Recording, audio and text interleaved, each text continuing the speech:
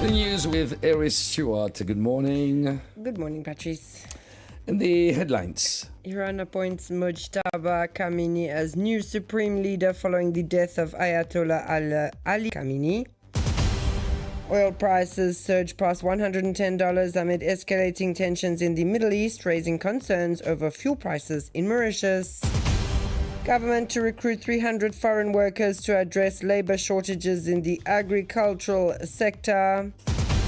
Prime Minister Navin Ramgoolam says Subramanian Krishnan was murdered, citing Scotland Yard experts. Around 150 online scams reported since January, while CERT-MU warns of growing WhatsApp hacking cases. In world news, International Women's Day marked by global leaders highlighting equality and the role of women in society. And in sports news, VAR controversy in German football after a fan unplugs the referee's pitchside monitor during a match. Iran has a new supreme leader this morning. It is Mojtaba Khamenei, the son of Ayatollah Ali Khamenei, who was killed in the early hours of the Israeli-American strikes in Tehran on February 28. The decision was ratified last night by the Assembly of Experts. The name of Mojtaba Khamenei, a 56-year-old cleric, had been circulating for several days, even though his father had denied such a scenario in 2024. Born on September 8, 1969 in the holy city of Mashhad in eastern Iran, he is one of the 6 children of the former supreme leader, but the only one to have held a public position despite not having an official role. Wearing the black turban of the Sayyid descendants of the Prophet Muhammad, the new Iranian head of state had been described by some as the real power behind the scenes in his father's office.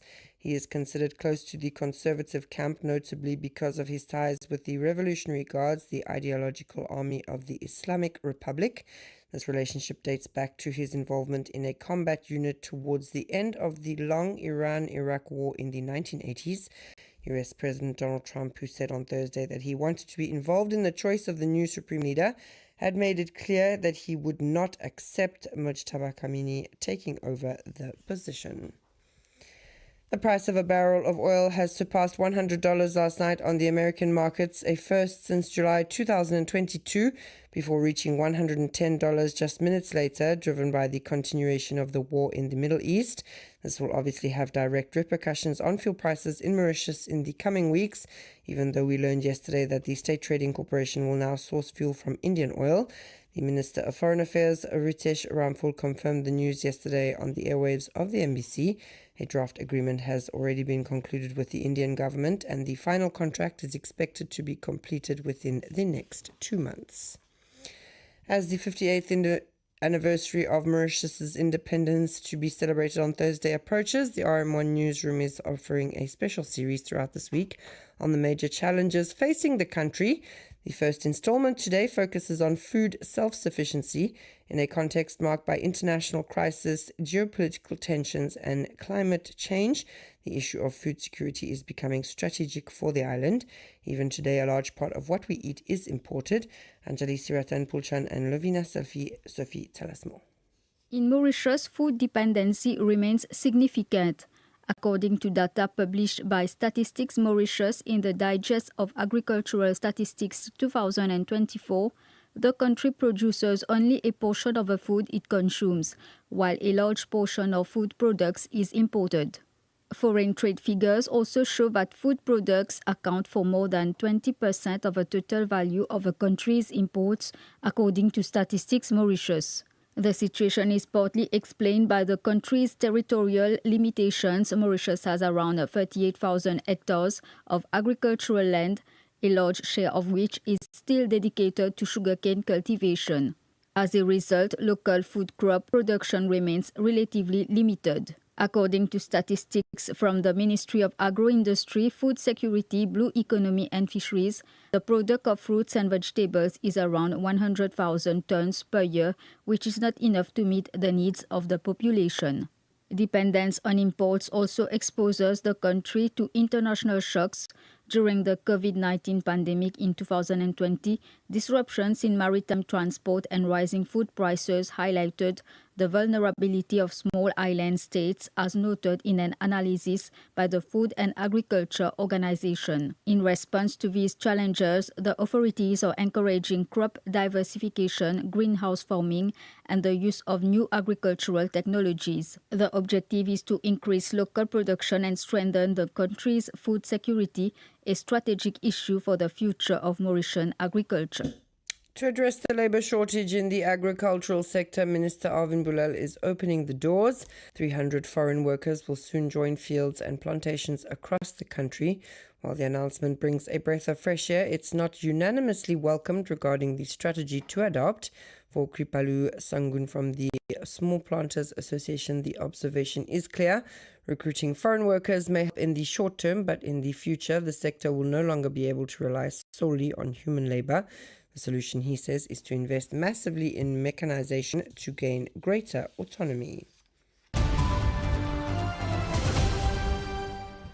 Supermanyan Kisnan did not commit suicide. He was murdered. These were the words of Prime Minister Dr. Navin Ramgoolam yesterday.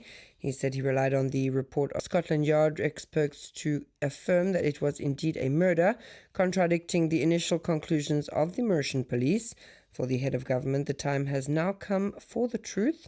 It has been almost 6 years since the burnt and lifeless body of former MSM agent Supermanyan Kisnan was found in a cane field in Telfair, Mocha. And in other news, around 150 cases of scams and fraud have been reported since January 2026.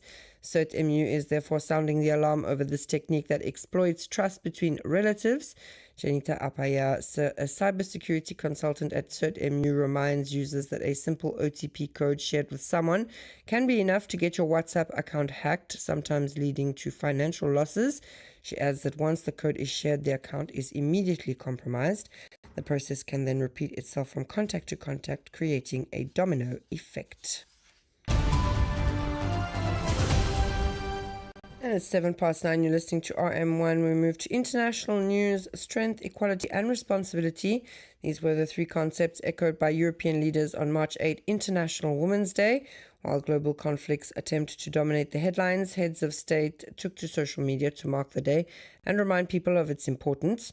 The President of the European Commission, Ursula von der Leyen, paid tribute to girls and women everywhere who continue to fight oppression, urging them to find the strength within themselves and never back down. A similar call was made by a Ukrainian president, who called on women to defend their country and thanked them for the strength that they bring both to the battlefield and to everyday life. And Spain's Prime Minister Pedro Sanchez also posted a video saying his government will not let hate substitute rights, and that the feminist movement must continue moving forward despite the trivialization of gender-based violence and online harassment.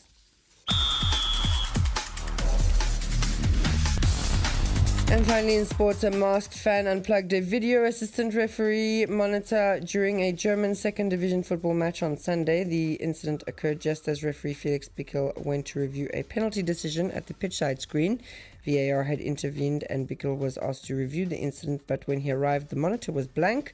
Unable to see the footage, the final decision was left to the VAR official Katrin Rafalski in Cologne. She ruled that it was a foul and instructed the referee to award a penalty. German media later reported that a banner reading "Pull the plug on VAR" had been displayed by fans. That's all from me this morning. Thanks so much for listening. Stay tuned now.